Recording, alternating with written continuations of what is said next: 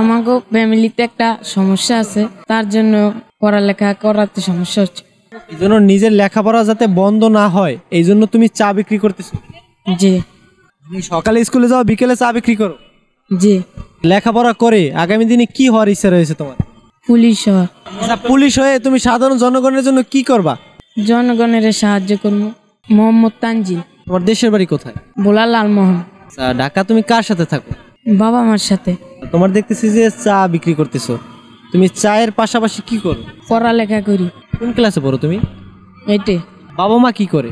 মা এক জায়গায় টেলারি কাম করে, বাবা প্রাইভেট গাড়ি চালায়। তাহলে তোমার পরিবারে তো বাবা মোটামুটি ঢাকা ভালো টাকা ইনকাম করে, মাও টুকটাক করতেছে, তা তোমার লেখাপড়ার খরচা তারা দেয় না? আমাগো ফ্যামিলিতে একটা সমস্যা আছে, তার জন্য পড়ালেখা করাতে সমস্যা হচ্ছে। এই জন্য নিজের লেখাপড়া যাতে বন্ধ না হয় এই জন্য তুমি চা বিক্রি করতেছো। জি তুমি সকালে স্কুলে যাও, বিকেলে চা বিক্রি করো। জি।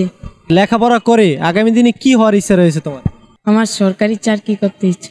সরকারি তো অনেক কোঠা আছে, তোমার কোনটা পছন্দ? পুলিশ হওয়া। আচ্ছা, পুলিশ হয়ে তুমি সাধারণ জনগণের জন্য কি করবা? জনগণের সাহায্য করবো।